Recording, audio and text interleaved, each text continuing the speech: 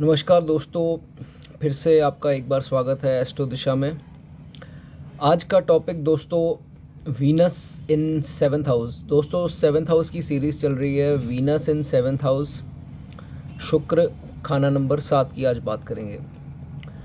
दोस्तों खाना नंबर 7 शुक्र का अपना खाना है। तो यहाँ पर शुक्र जब खुद विराजमान होंगे तो उसके क्या रिज़ल्ट होंगे, नेचुरली उसके जो हैं पॉजिटिव रिज़ल्ट ही देखे जाएंगे। यहाँ पे बहुत अच्छी प्लेसमेंट मानी जाएगी अगर किसी कारण से यहाँ पे अगर आप अपने शुक्र को ख़राब नहीं करते हैं, अदरवाइज़ प्लेसमेंट बहुत अच्छी है।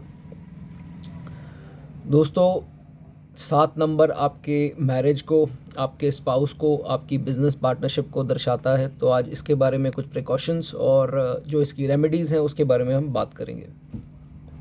सबसे पहले तो दोस्तों जो इनका स्पाउस है, जो इनका हस्बैंड या वाइफ है, वो बहुत ही ज़्यादा फॉर्चुनेट होगी अपने इन लॉज के लिए।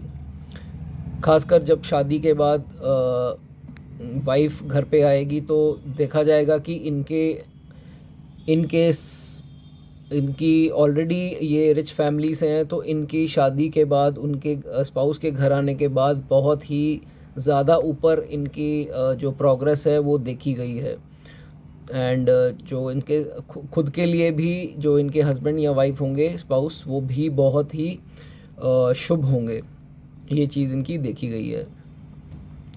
उसके बाद दोस्तों जो इनके लिए खुद के लिए जो जातक है सेवन्थ हाउस वीनस वाले, इनके लिए फॉरेन ट्रैवल्स जो हैं बहुत ही सूटेबल माने गए हैं। जितना ये फॉरेन ट्रैवल करेंगे बिज़नेस के लिए, तो जी हाँ, जॉब के लिए, किसी काम के लिए, मतलब वो अर्निंग से रिलेटेड होना चाहिए। अगर ट्रैवल करते हैं तो इनके लिए बहुत ही मुबारक होंगे, इनको बहुत ही ज़्यादा उसमें फ़ायदा होगा। और अगर जब ये ट्रैवल करना बंद कर देंगे तो इनके बिज़नेस, जॉब या प्रोफेशन में थोड़ी स्टेबिलिटी, मतलब थोड़ी रुकावट आ जाएगी। तो इनको चाहिए कि ये अपना जो ट्रैवल है वो जितनी देर तक लंबा चला सकें उसे चलाएं।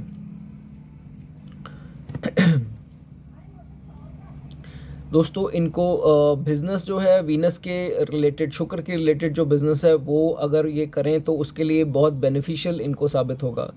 वीनस के रिलेटेड जैसे शादी के रिलेटेड अगर कोई बिज़नेस है, सेवन्थ हाउस मैरिज को दर्शाता है, तो दोस्तों अगर शादी से रिलेटेड अगर ये जातक बिज़नेस करते हैं, जैसे कि अगर इनका मैरिज पैलेस है जहाँ शादियाँ होती हैं, या मैरिज रिजॉर्ट है, या इनका जो वेडिंग कार्ड्स का काम है वो हो गया, या इनका केटरिंग का काम हो गया, मतलब जो मैरिजेस से रिलेटेड जितने भी काम होते हैं वो इनको मुबारक होंगे, वो इनके लिए बहुत ही शुभ होंगे। जैसे शादियों में लहंगे होते हैं या कुछ उनसे जो चीज़ शादी में यूज़ होती है उसके रिलेटेड काम करें तो इनके लिए बहुत ही मुबारक होंगे।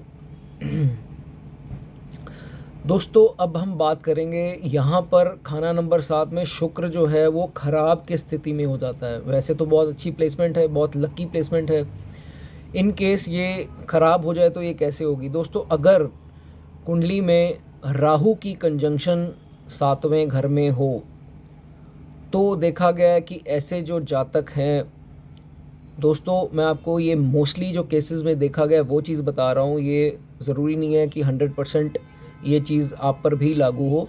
ऐसा देखा गया है कि ऐसे जातक जो होते हैं वो बाहर स्त्रियों के साथ रिलेशन बनाना स्टार्ट कर देते हैं। बाहर रिलेशन जैसे जो औरतें बुरी औरतें जो होती हैं, जो धंधा जो करने वाली औरतें होती हैं, उनके साथ रिलेशन बनाना स्टार्ट कर देते हैं, या कुछ निचले जो हल्के काम करने वाली औरतें होती हैं उनके साथ ही रिलेशंस बनाना स्टार्ट कर देते हैं। तो उसमें देखा जाता है कि इनकी जो डोमेस्टिक लाइफ है वो बिल्कुल ही बर्बाद हो जाती है। और दोस्तों ऐसा भी देखा गया है कि वो जो स्त्री, अगर एक स्त्री के साथ इनका कुछ अफेयर है या कुछ है, वो स्त्री ही इनको बर्बाद करने पर तुल जाती है। तो इस कारण से इनके धन का भी बहुत नुकसान होता है, इनकी डोमेस्टिक लाइफ अलग से परेशान होती है, और जो इनको बच्चे का सुख है वो भी पूर्ण रूप से नहीं मिल पाता।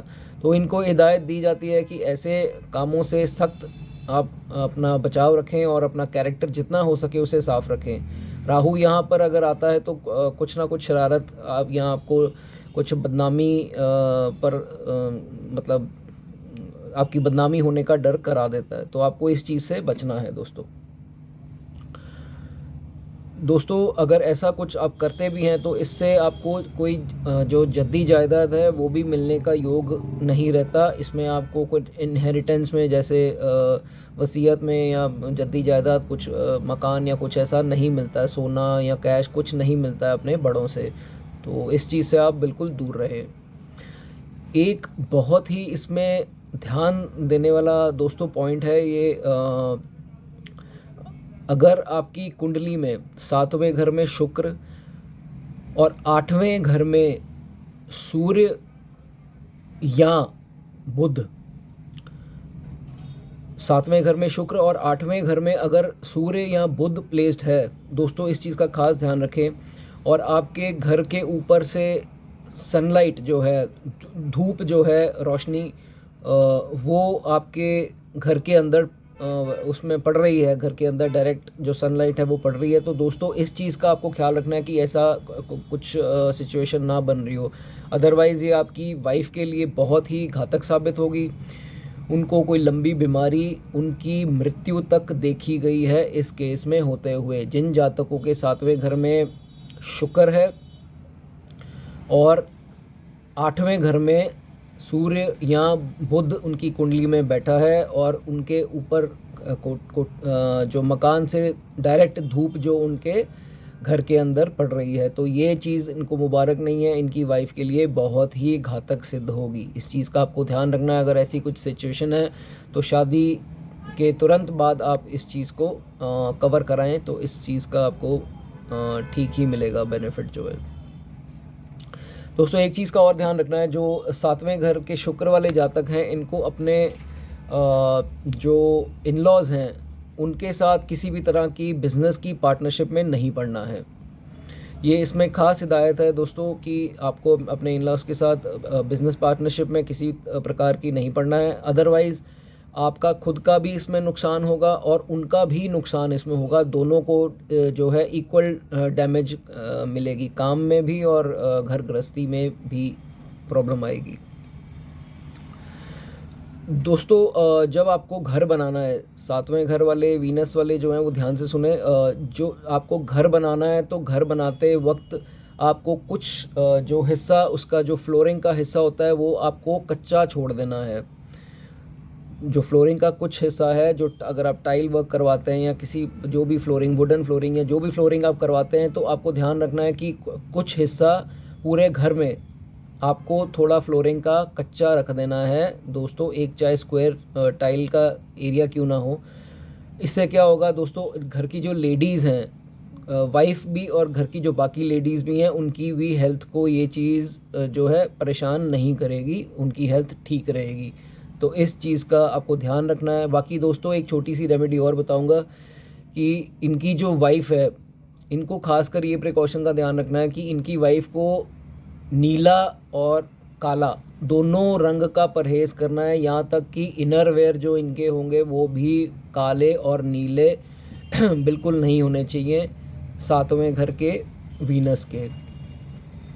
तो दोस्तों ये कुछ बातें आपको हिदायतें मैंने बताई, और इनमें से सबसे ज़रूरी जो थी आपको ध्यान करना है कि धूप अगर उस प्लेसमेंट में अगर धूप पड़ रही है घर में तो आपको इस चीज़ का खास ध्यान रखना, नहीं तो ये जानलेवा साबित होती है।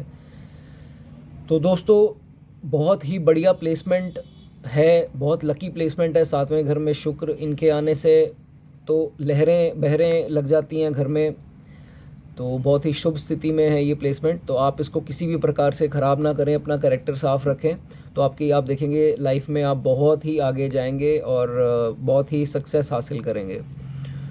तो दोस्तों ये थी 7वें घर की शुक्र की कुछ हिदायतें, कुछ रेमेडीज़। तो आई होप आपको ये मेरा वीडियो अच्छा लगा होगा, तो चैनल को सब्सक्राइब करना मत भूलें। इसके बाद नेक्स्ट जो 7th हाउस की सीरीज़ है उसको मैं कंटिन्यू रखूँगा। Thank you, God bless you all.